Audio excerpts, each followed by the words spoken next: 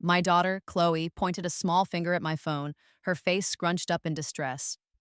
On the screen was a photo from her father's social media page, where he stood with his arm around another woman, both of them beaming. "Bad lady, Daddy," she whispered, her voice tight with an anxiety that was unusual for her. "Big trouble." I studied the picture, taking in my ex-husband Mark's self-satisfied grin, and I felt a knot of concern tighten in my stomach.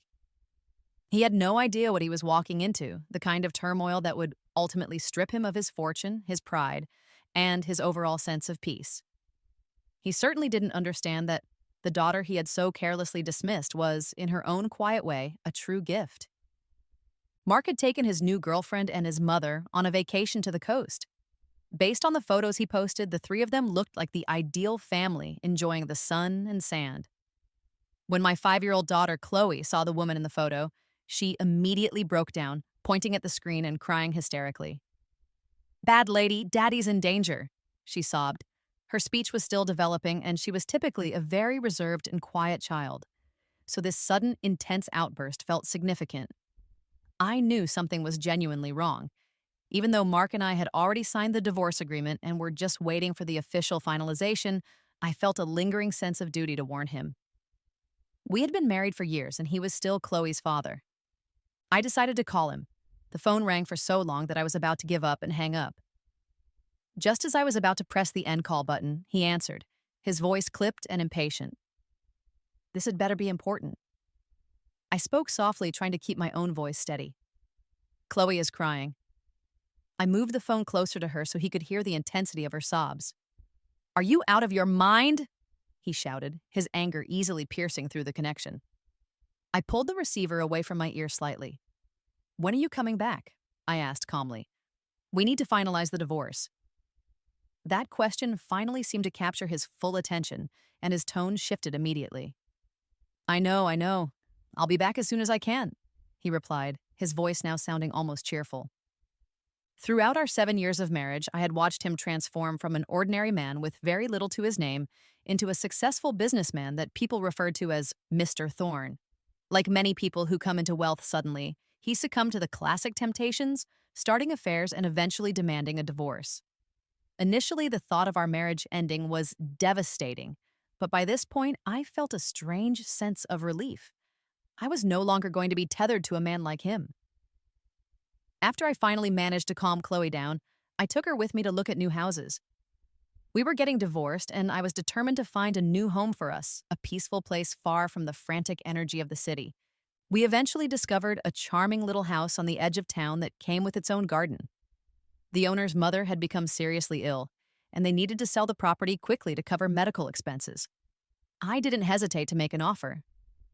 3 days later, I was standing outside the civil affairs office waiting for Mark. When I finally saw him approaching in the distance, he was being pushed in a wheelchair. The sight was so unexpected that I had to suppress a laugh, instead offering a polite and concerned greeting. "What on earth happened to you? If today is not a good day, we can always reschedule." "No need. Today is perfectly fine," he said, his voice strained. The girlfriend walking next to him, taking wide, exaggerated steps, rushed ahead of us into the building as if she were worried I might back out of the divorce at the last minute. I followed them inside. The entire process went quite smoothly. We had already agreed on all the terms. Chloe would live with me, I would get the house, and we would divide our liquid assets evenly. As soon as I had the green divorce certificate in my hand, he immediately began the process of applying for a new marriage certificate with his girlfriend, right there in front of me. I paused for a moment and said, "When I called you the other day, I mentioned that Chloe was crying." His face flushed with anger. "Don't bring up that cursed child again. Every time she sees me, she acts like someone has died. I don't want to see her ever again." People in the hall began to turn and stare, their whispers filling the room. They were clearly shocked to hear a father speak about his own daughter with such venom. I remained calm and replied, "Fine, you said it yourself. As we agreed, she's staying with me. You won't have to see her." He snapped back, "Never again." That was precisely the confirmation I needed to hear. Never again. After I returned to the villa that had been our home, I sat on the couch, holding my new bank card. The settlement had been surprisingly generous. I had received 5 million in cash and ownership of the villa, which was worth at least that much on its own. It was more than enough to build a new life for myself and my daughter. I began the process of packing, preparing for our eventual move. There was an enormous amount of work to do, but I felt a sense of lightness, a feeling of freedom I hadn't experienced in years. I had fully committed to starting over. Early the next morning, the sharp, insistent ringing of the doorbell woke me up. I checked the security camera feed and saw her standing at the gate, the mistress. She had a smug, triumphant smile on her face. I had absolutely no desire to let her inside. I walked over to the intercom and said, in a cold, even tone, "Are you here to pick up his belongings? I've already placed them out by the trash bin." Her expression soured immediately. "How dare you?" she shrieked. "Do you have any idea how much his things are worth? And you just threw them out with the garbage?" I replied, my voice remaining calm but sharp. "Of course, I know their value, but to me, they are worth the same as trash. If you want them, you are more than welcome to go through the pile and retrieve them." Her face contorted with rage, and she started banging her fists on the front door. "If you continue to hit the door, I will call security," I warned. "And if you don't hurry, the garbage collectors will be here soon to take it all away." Through the monitor, I watched her teeter on her high heels as she struggled to drag a large suitcase down the driveway. I couldn't help but let out a small laugh. In the end, she looked exactly like someone digging through the trash. Later that day, I took Chloe and used a portion of the settlement money to finalize the purchase of our new home. It needed some minor renovations before we could officially move in, so we planned to stay at the villa for a little while longer. I didn't want the rest of the money to just sit in the bank, so I started looking for a small, stable business to invest in, something that could provide a steady income to support Chloe and me. I found a promising commercial building and went to check it out, but when I arrived, I saw a large crowd of people lined up to purchase units. The summer heat was oppressive, and the noise from the crowd was overwhelming. Chloe, being so young, started to cry from the discomfort. I had no other choice but to abandon the idea for the day and take her home. Watching her sleep so peacefully later that afternoon, I found myself thinking about the difficulties I faced during my pregnancy. Mark and I had gotten married relatively late in life, and his mother was incredibly eager to have a grandchild, pressuring us from the moment we returned from our honeymoon. 3 months later, we went to the hospital for a fertility checkup. The doctor informed us that Mark had a low sperm count, which would make conceiving a child very difficult. I turned to Mark and said gently, "It's okay if we can't have children. We can still have a happy life, just the two of us." I never shared the test results with his mother. Mark was visibly moved by my support. He took my hand and said, "Sarah, I promise I will give you a good life." He genuinely meant it at the time. Mark was a simple, hard-working man who had grown up in the countryside. He possessed a strong will and an unwavering determination. After my parents passed away, I used the inheritance they left me to fund his business idea. He leased 1,000 acres of land and started cultivating medicinal herbs. A year later, our financial situation had completely turned around and we found ourselves quite wealthy. Then, in what felt like a miracle, I discovered I was pregnant. I cried tears of pure joy. I truly believed it was the start of a wonderful new chapter for us. It felt as though our child was bringing us good fortune. We eagerly awaited her arrival with so much love and anticipation. But everything shifted the moment Chloe was born. Mark's mother took one look at the newborn, saw that she was a girl, and left the hospital room without saying a single word. Mark tried to console me. "It's fine," he said. "Once she's a little older, Grandma will warm up to her." I didn't let it bother me too much. I've always been an independent person and never relied on others for validation. As long as Mark loved our daughter, that was all that mattered to me. However, during my recovery period at home, I started to notice a certain distance in how he interacted with Chloe. I tried to dismiss it, telling myself he was just awkward around babies. The truth was, investing in agriculture was a significant risk. Success was heavily dependent on factors like the weather, market fluctuations, and a fair amount of luck. Some years were incredibly profitable, while others were disastrous. The more money we invested, the greater the risk became. I tried to suggest that he diversify our investments, to not put all our eggs in one basket, but he wouldn't listen to me. When Chloe was just a year old, she hadn't yet learned to walk and was constantly clinging to me. One evening, Mark came home and I could tell immediately that something was wrong. He looked distraught, throwing his jacket haphazardly onto a chair and collapsing onto the couch without a word. I was holding Chloe, trying to soothe her as she cried for reasons I couldn't figure out. It took a long time to get her settled. Once she finally fell asleep, I gently placed her on the couch next to Mark and went into the kitchen to start making dinner. Suddenly, the phone rang. Mark got up to answer it. I could hear the rising tension in his voice as he spoke. The call ended with him yelling a curse and slamming the phone down on the floor with incredible force. The loud crash startled Chloe awake and she began to cry, terrified by the noise. By the time I rushed out of the kitchen, I saw him standing over her shouting, "What are you crying for, you little jinx?" he yelled, his voice filled with rage. I ran over and scooped her into my arms, my own voice trembling with anger as I confronted him. "What is wrong with you?" To my utter horror, he snatched Chloe from my arms and threw her onto the couch. For a moment, I couldn't breathe. Chloe lay face down, completely still. I didn't know if she was injured or simply frozen with fear. My hands shook as I carefully picked her up. Her face was bright red, and her lips were quivering. It wasn't until I held her close and whispered to her that she finally let out a piercing wail. My heart broke with every sob that racked her tiny body. That night was the first major fight Mark and I had ever had. I held Chloe tightly, refusing to let her go. Her small body was curled into a ball, her little hand gripping my shirt as she whimpered in her sleep. Mark stood before me, apologizing over and over.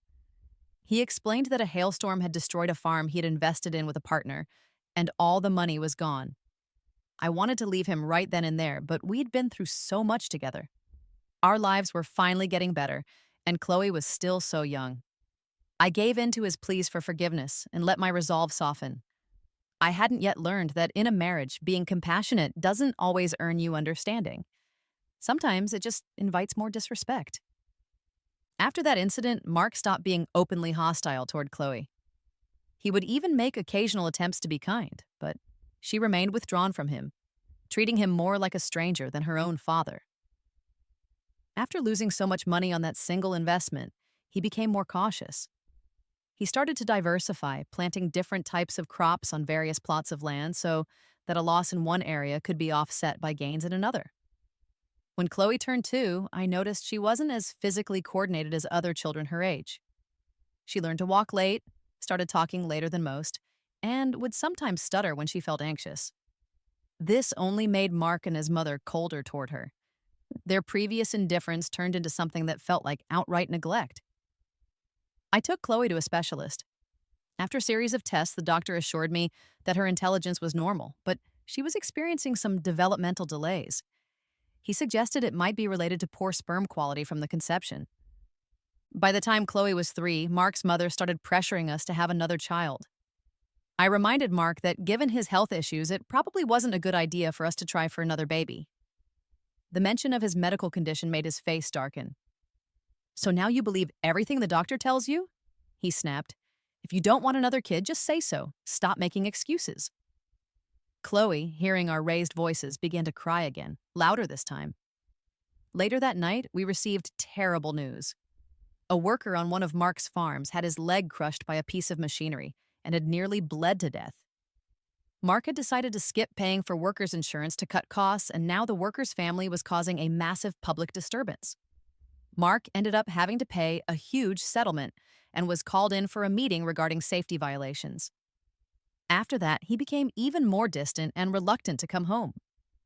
It seemed he truly believed that Chloe brought him bad luck. But I was beginning to see something different. There was something truly special about my daughter, something that no one else seemed to notice. She was the child I had risked so much to bring into this world, and I was determined to protect her no matter what. Mark never realized it, but his own daughter was a treasure. After I divorced Mark, I spent a few quiet months organizing our life. Before the divorce was even official, he had secretly bought a larger, more opulent villa right next to the one we had shared. He hadn't intended for me to find out, but one evening he came home and Chloe began crying for no discernible reason. My intuition told me something was wrong.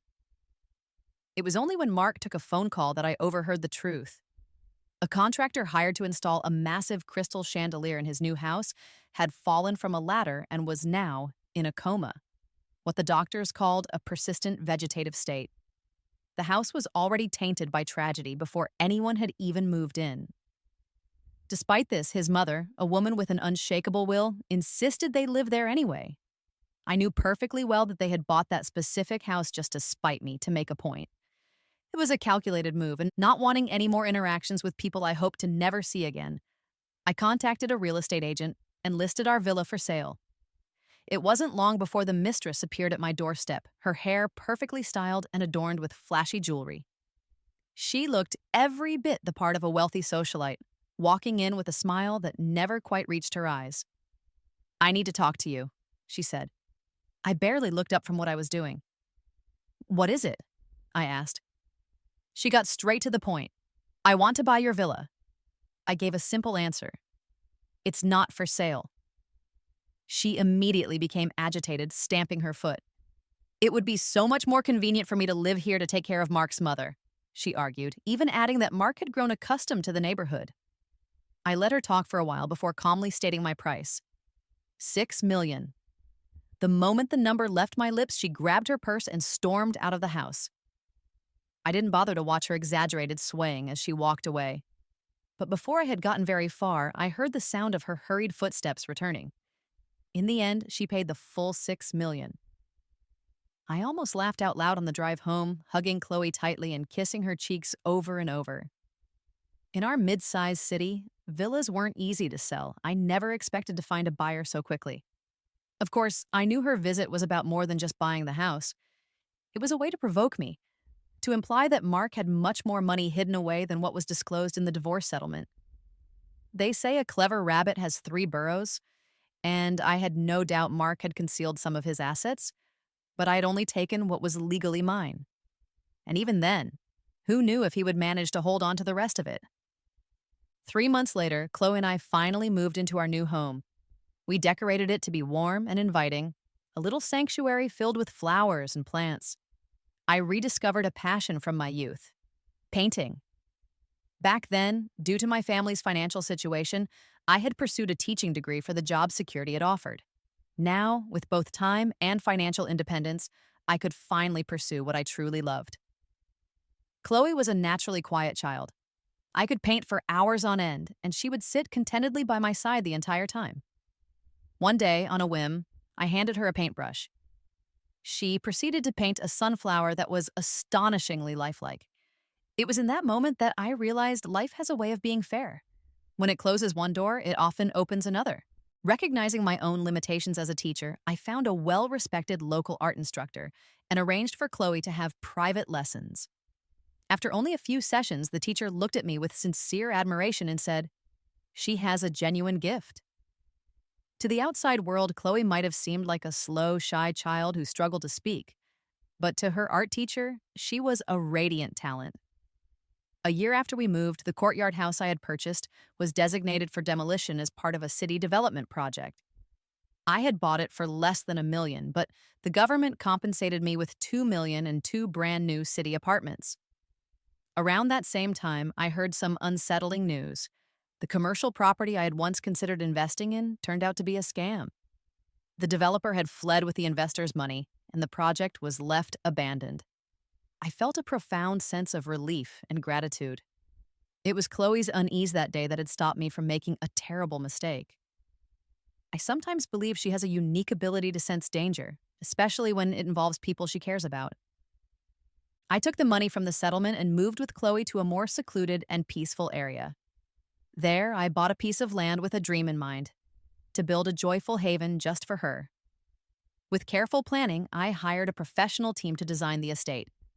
We planted a wide variety of crops, flowers, and trees, transforming the land into a vibrant living sanctuary.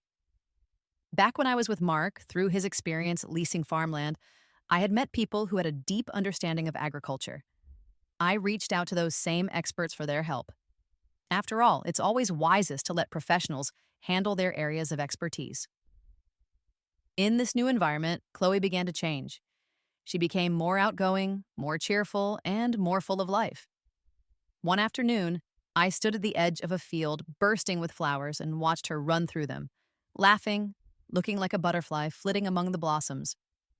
I suddenly had to cover my mouth as tears streamed down my face. The memory of a moment from long ago came rushing back. She was very young, and we were traveling, rushing to catch a flight.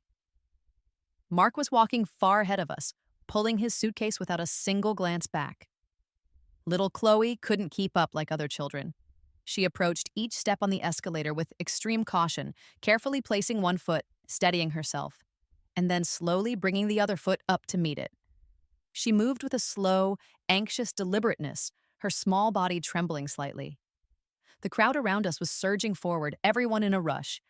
I was terrified someone would bump into her and make her fall. I held out my hands and said softly, "Let Mommy carry you." She shook her head and looked up at me with quiet determination, saying, "I can do it myself."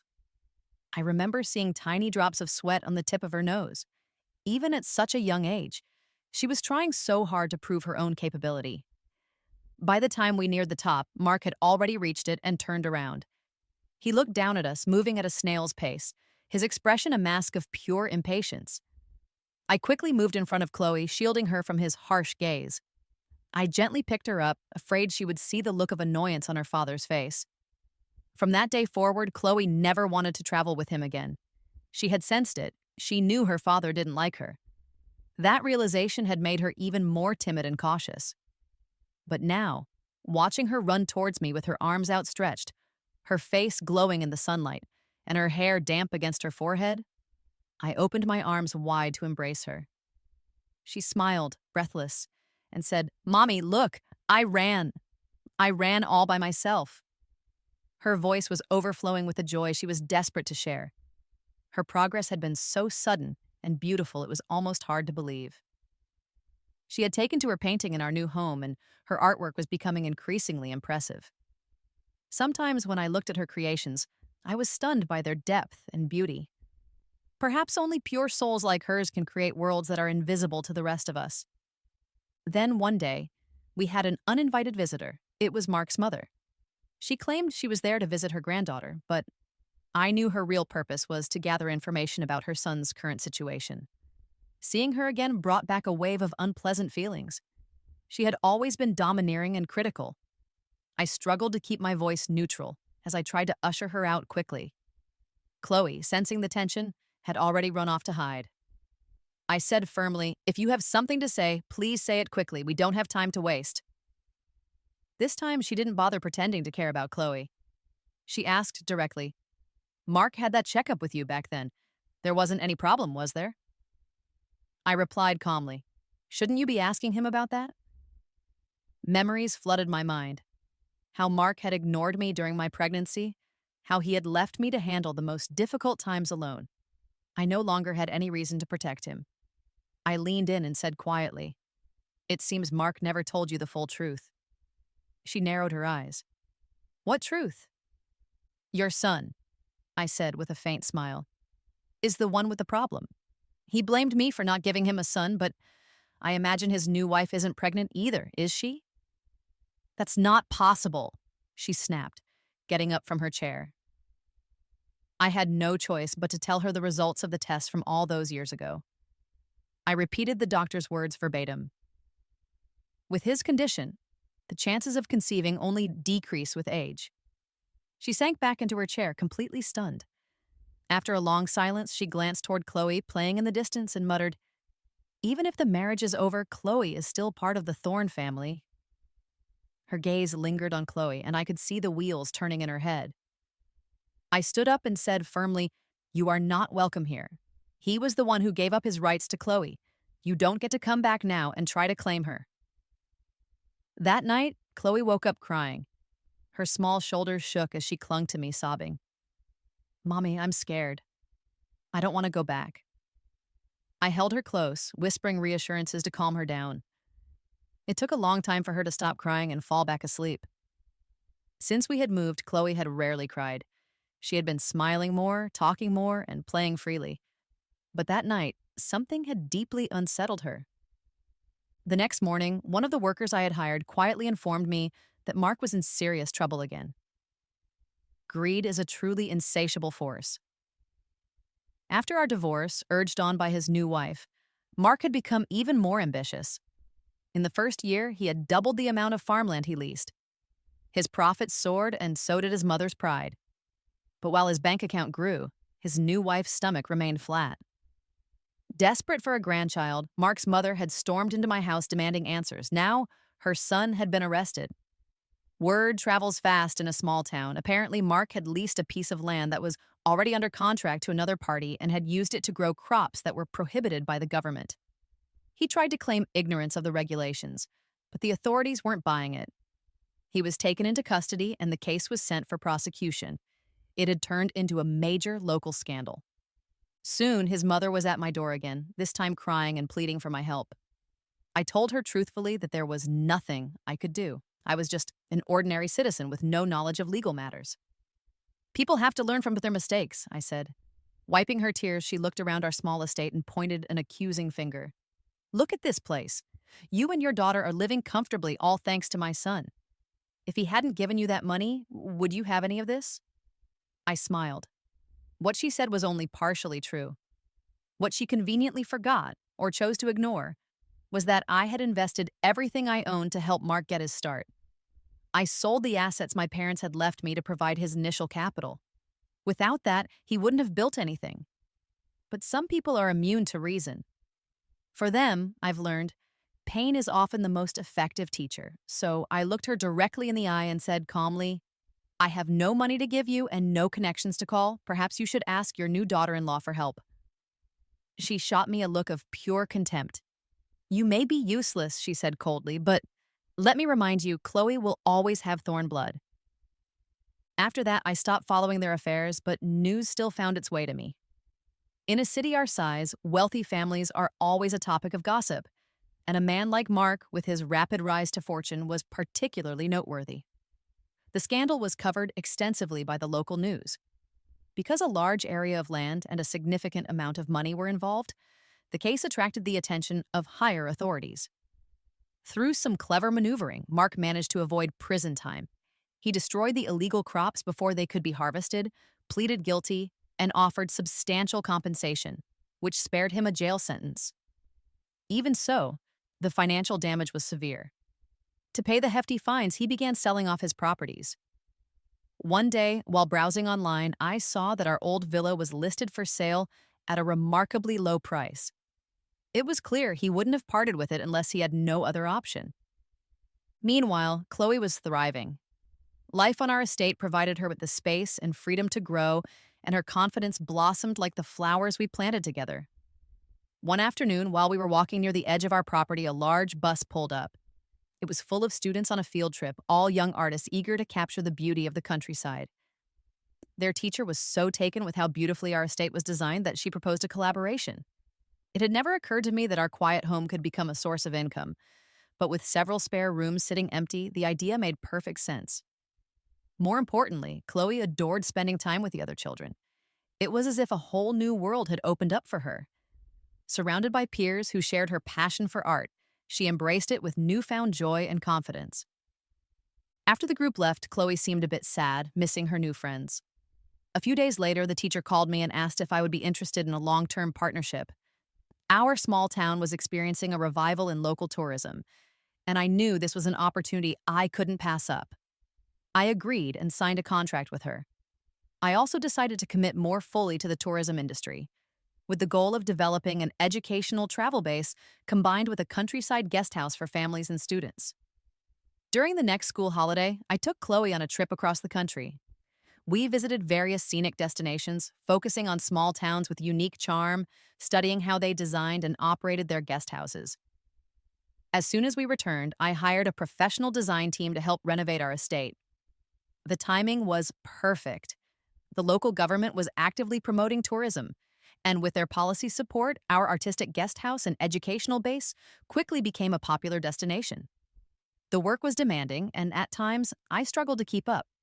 But excellent service leads to positive reviews, which became the most effective form of free advertising. One evening, we gathered around a large campfire, surrounded by music and laughter. People were dancing in a circle, clapping and singing. Chloe, drawn in by the vibrant atmosphere, joined the circle without a moment's hesitation. She moved her body to the rhythm of the music, her steps light and full of life. Watching her, it was hard to believe that just a year ago, she had been a timid girl who walked slowly with her head down. Now she blended seamlessly into the crowd, dancing with grace and confidence. When children are nurtured with love, they have an incredible capacity to surprise you. A few weeks later, Chloe's art teacher submitted one of her paintings to a national competition. To our utter astonishment, she won the gold prize in the children's category. When I told Chloe the news, she began jumping up and down, her hands in the air and her eyes sparkling. Out of breath, she asked, "Mom, is it for real?" I smiled. "It's real. Tomorrow I'm taking you to the award ceremony." She threw her arms around my neck, hugging me so tightly I could barely breathe. I gently pulled her back and said, "There will be a short introduction on stage tomorrow. Do you think you can handle it?" Public speaking had always been her greatest fear, but I wanted her to face it. Chloe looked up at me and nodded with determination. That night, we practiced her lines over and over. Even as she was falling asleep, I could hear her whispering, "My name is Chloe Thorne. Persistence always pays off." The next day, she stood on the stage, looking calm and collected. She didn't speak as fluently as some of the other children, but she stood tall, held the microphone with both hands, and said clearly, "My name is Chloe Thorne." Those 5 words were enough to bring tears to my eyes. After the ceremony, she came down from the stage and looked at me with a hopeful expression. "Mom, did I do okay?" I gave her a big thumbs up. "Of course, Chloe, you were wonderful." Then I added gently, "Just like you did today, speak slowly. Think about what you want to say before you say it.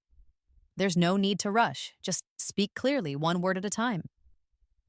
Seeing her speak without stuttering, hearing her express herself with such confidence, felt like nothing short of a miracle. As a reward, I decided to take her to the largest shopping mall in the city for a day of fun, and to buy her a special gift. But as luck would have it, we ran into someone I had hoped to never see again. We were on the second floor in the children's section, and I had just picked out a pink princess dress for Chloe. The soft color complemented her fair skin perfectly, and she looked like she had stepped right out of a fairy tale. I nodded, satisfied. Just then, I heard a hesitant voice call out from behind us, "Chloe?" I turned and saw Mark. Standing next to him was his new wife. When he saw me and recognized the little girl by my side, he walked over quickly. "Chloe, is that really you?" he asked, his eyes wide with surprise. I could see the shock on his face. Chloe had changed so much. Her newfound confidence was radiant, replacing the timid girl he remembered. Mark reached out to embrace her, but Chloe instinctively dodged his advance and ran to my side. His hand hung awkwardly in the air. He scratched his nose and forced a laugh. "Well, we haven't seen each other in 2 years. I guess she's not used to me anymore." His wife stepped forward, pointedly placing a hand on her slightly rounded belly. She took Mark's arm and smiled sweetly. "So, this is Chloe. If you like something, I'll buy it for you. Look, you're going to be a big sister soon." Chloe's eyes widened as she glanced at the woman's stomach. Mark seemed to realize how this must look and tried to reach for Chloe again, but she quickly hid behind me. He looked visibly irritated. "Come on, sweetie. Daddy just wants to know what you'd like." I was about to intervene when Chloe stepped out from behind me. Her small face was set with a serious expression as she said, clearly and without a stutter, "Whatever I want, my mom will buy it for me." Mark and his wife stared at her, then at me in complete disbelief. Before I could say a word, Chloe took my hand and started walking away, leaving them standing there with their unanswered questions. I glanced down at her as we left the store. "Are you upset?" I asked softly. She shook her head. "No." She walked a few more steps, then turned back to me and said with conviction, "I'm not his sister." A lump formed in my throat. I knelt down to look her in the eye and said gently, "That's right, Chloe. You don't have to be anyone's sister. You are mommy's little girl. Children are often more perceptive than we give them credit for, and Chloe was particularly sensitive. Seeing her father with another woman, a pregnant one at that, had clearly wounded her. The feeling of being replaced had left a deep mark. It took some time, but eventually I saw her genuine smile return. A year later, I established my own travel company, hiring a professional team to manage the daily operations. This freed me up to spend most of my time with Chloe. She had become even more confident, her speech now clear and articulate. One day, on a rare day off from school, I took her with me to visit a nearby countryside estate. As we were arriving, we ran into Mark's mother, who was in the middle of a loud argument with someone. The moment I heard her sharp, grating voice, I felt a wave of irritation. When she turned and saw me, she said coldly, "You're a hard person to find." Emily stood beside me, observing her with curiosity. At 8 years old, she was already nearly as tall as my shoulder. The woman's eyes lit up as she looked at Chloe, and she hurried toward us. I instinctively stepped to the side, positioning myself between them. "This is Chloe. She's grown into such a lovely young lady," she said. I replied with obvious impatience. "Say what you need to say. I don't have time for this." She pouted. "What kind of attitude is that? Can't a grandmother come see her own granddaughter?" I narrowed my eyes. "Let me ask you, in all the years since the divorce, has anyone from your family ever once asked about her? We made it very clear back then. Emily is with me because you didn't want the responsibility. Don't come here now expecting her affection. And don't bother trying to guilt us with talk about family. It won't work." Before she could even state her reason for being there, I cut her off. I knew from experience that nothing good ever came from her visits. She was taken aback by my directness. Her hand trembled as she pointed at me. You, she stammered, unable to finish. I looked at her closely. She had aged considerably. Her usual arrogance was gone, replaced by a weariness that the years had etched onto her face.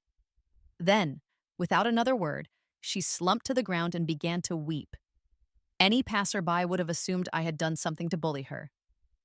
Left with little choice, I helped her inside the house. As she spoke in broken sentences between sobs, I pieced together the reason for her visit. Mark had recently become a father, or so he believed. He had been ecstatic, overjoyed that life was finally turning in his favor. But the happiness was short-lived. He came home unexpectedly one day to find his wife in bed with another man. Furious and humiliated, Mark demanded an immediate divorce. But when he asked for custody of the child he thought was his, the woman refused. Suspicious, Mark secretly had a paternity test done. The results confirmed his worst fears. The boy was not his son. The shock was too much for him. Under the immense weight of the betrayal and public humiliation, his blood pressure skyrocketed and he suffered a major stroke that left him bedridden, his speech slurred and nearly incomprehensible. As he lay helpless, the woman disappeared, taking the child and all the money he had entrusted to her. Mark's mother had been caring for him. He could no longer speak clearly, but every time he saw her, he would move his hands urgently, trying to communicate something. After many frustrating attempts, she finally understood what he was trying to say. He was calling for Chloe, his daughter. That's why she was here today. Hearing what had happened to him, I felt nothing. No surprise, no pity, just a cold, detached sense of calm. Mark's mother, seeing our indifferent expressions, began to scold us. "You were husband and wife once, and Chloe, she's our flesh and blood. How can you both be so heartless?" I turned to her and replied evenly, "What reaction did you expect? When Chloe and I had nothing, did anyone from your family care? You were the ones who cut us off. Mark may be her biological father, but he lost all rights to her love and concern the moment he abandoned her." Chloe stood silently by my side, taking in every word. Her eyes slowly filled with tears. Though she said nothing, it was clear this conversation was taking its toll. In the end, Mark's mother left, still crying. After a quiet moment, I turned to Chloe and asked gently, "Would you like to go see your father?" She was silent for a long time, thinking. Then she said, "Maybe just this once." I respected her decision. But before I could respond, she added, Mama, I want to say goodbye here, not there, after we see him. I nodded, understanding completely. When we walked into Mark's house, it felt like stepping into a different lifetime. I never would have imagined he would fall so far. The woman he had trusted had stripped him of everything: his money, his assets, his pride. It was all gone. He had given her complete control of his finances after the boy was born, and she had vanished with it all. The only thing he had left was the ill-fated villa that no one wanted to buy. After his stroke, even he refused to live there. Now he was back in this smaller, quieter house which was nearly empty. When his mother stepped out, I led Chloe inside. The man who was once so vibrant and full of energy now looked like a hollow shell. He lay in bed, pale and still. Chloe glanced at him and immediately covered her mouth, tears streaming down her face. We walked to his bedside. When he saw us, a flicker of light appeared in his eyes. He became agitated, murmuring slurred, incomprehensible words. I waited for a moment, then leaned in close and spoke softly but clearly.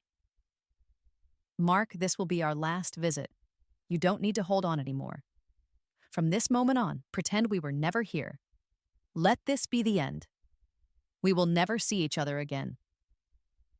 As soon as the words left my mouth, he began to cry. Soft, muffled sobs that filled the quiet room. It was the sound of regret, guilt, and sorrow. But whatever it was, it had nothing to do with us anymore. I took Chloe's hand and we walked out of that house and toward our new life. Her artwork soon began to garner widespread attention, and she started winning one award after another. Our journey was just beginning, and I knew, from here on out, it would only get better.